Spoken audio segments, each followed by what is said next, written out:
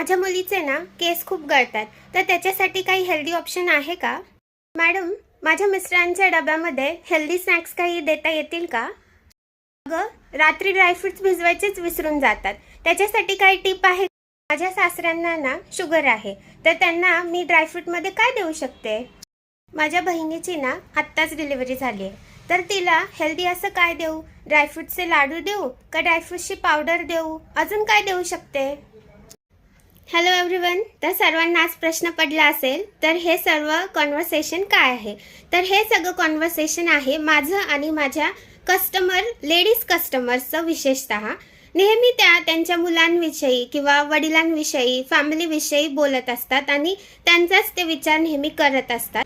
अशा खूप कमी मुली आहेत किंवा महिला आहेत, हातावर मोजण्या इतक्या, की ज्या विचारतात, मी माझा प्रोटीन इंटेक कसा वाढवू? मी जिमला जाते, तर मी हेल्दी प्रोडक्ट्स काय खाल्ले पाहिजे?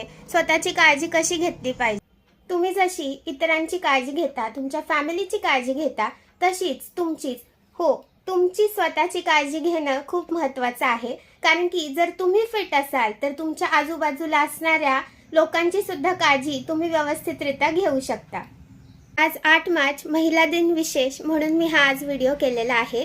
तर प्लीज सर्व महिलांनी स्वतःची काळजी घ्या, म्हणजे तुम्ही तुमच्या अवतीभोवती असणाऱ्या तुमच्या विश्वाची सुद्धा काळजी घेऊ शकाल. तर सर्व स्ट्रॉंग, इंटेलिजंट आणि जिद्दी, तेवढ्याच हट्टानं सर्व काही करणाऱ्या सर्व महिलांना वुमन्स डेच्या हार्दिक शुभेच्छा.